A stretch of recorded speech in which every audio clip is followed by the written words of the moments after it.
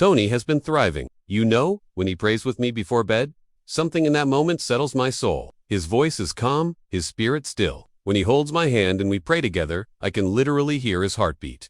But the whisper grew. Then it became a murmur. Then a shout, and now, it's a storm. For decades, it was more than a network. It was a source of comfort, prayer, and faith for families across the world. It was as if the glue holding it all together dissolved overnight. Reports of financial misconduct, of donated funds being misused. The allegations were dismissed publicly. Joni and others claimed it was all baseless. But behind the scenes, the damage had already begun. Not long after his passing, Joni Lamb remarried Dr. Doug Weiss. And not just minor names, big voices. Greg Laurie, who built Harvest Crusades from the ground up, walked away. Something serious had to be happening behind the scenes. Jack Hibbs, a trusted voice from Calvary Chapel, Chino Hills, ended his program. Jesse Duplantis, Jordan Easley, Ray Comfort. Do they stay for the mission or leave because the mission has changed? Some quietly exit, others watched in silence, unsure what to believe anymore. One by one, they stepped back. Each one had different words, but their actions said the same thing. We can't be part of this anymore. T.D. Jakes, Joel Osteen, Kenneth Copeland, Bill Winston. They still appeared on Daystar, still preached, still smiled for the camera. But when the truth came knocking, the walls shook. Employees described a toxic work environment. Ministries described unfulfilled promises. Viewers described heartbreak. They gave their hearts to what they thought was a sanctuary to find scandal underneath the altar. While love after loss isn't wrong, many couldn't understand how quickly it happened. But the opposite happened. Viewers, more informed and connected than ever, kept digging.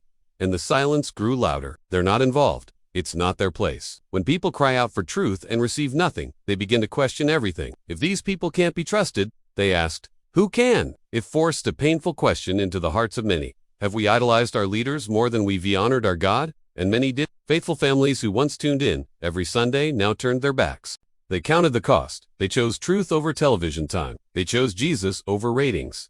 And those choices matter. You reminded us what leadership should look like. You reminded us that silence in the face of evil is not strength, it's complicity. Not on Jesus, but on the system that claimed his name while rejecting his truth. Or will you wait until there's nothing left to defend? Faith isn't about who you follow on TV. It's about who you follow when the lights go out. Others weren't so sure. Can you really remain associated with a place under fire and still claim moral clarity? Let this remind the church of what it was always meant to be, not a brand, not a business, but a body of believers, humble, honest, and unshaken by scandal. Church members wanted answers. Some ministries gave them. Others, disappeared. Can you really say nothing when people are hurting? When victims are speaking out? When entire ministries are walking away? If you believe in standing for truth, exposing what's hidden, and holding leaders accountable with grace, then this is just the beginning. At Jeff News, we don't shy away from the hard stories. We bring you what others won't say with honesty, clarity, and faith at the center of it all. And we never, ever trade truth for silence again. People will, platforms will, but Jesus never will. Viewers were stunned. Friends confused. Supporters disappointed. Was it love or a calculated move? We stopped holding leaders accountable because we didn't want to lose their influence. We forgave to eat. We asked too few questions. The question on everyone's lips was, who do we trust now? People began to wonder, was this really what Marcus would have wanted? It was a place where viewers tuned in for worship, teaching, and a sense of connection to something holy. Marcus and Joni Lamb, the faces behind the movement, had built something many believed was untouchable. And now, when their silence spoke loudest, many felt abandoned. They wondered if it was fear, influence, or money that kept them quiet. For years, these leaders have been the voices millions relied on for guidance. Their absence from the conversation felt like betrayal. That beat, that rhythm, makes me feel safe. But behind that calm, something darker has been unfolding. Something no one saw coming. At first, it was just a whisper, a name, removed from the Daystar schedule, a ministry quietly ending their partnership. People trusted Daystar, but everything changed after Marcus passed away. His death wasn't just a personal tragedy. Then came the whispers of something much worse. Allegations of sexual assault, accusations that Daystar leaders knew and did nothing. Ministries began to quietly reassess their involvement. At first it was 1, then 2, then 5, and then the floodgates opened. Trust, once a stronghold, began to crack. People who once called Daystar their spiritual home now felt betrayed. In total, 25 pastors, ministries, and Christian leaders chose to cut ties with Daystar. These exits weren't just programming changes. They were messages, red flags. Ministries don't walk away from massive viewership and influence for no reason. For many who worked at Daystar, it was heartbreaking. Staff members wrestled with loyalty and conscience. But what hurt even more were the names who stayed. Leaders with millions of followers, household names in Christian homes remained silent. And people noticed? Why were they so quiet? Where was their statement? Their accountability? These are men and women who preached about truth, justice, and the power of God to expose sin and set people free. Some followers tried to defend them.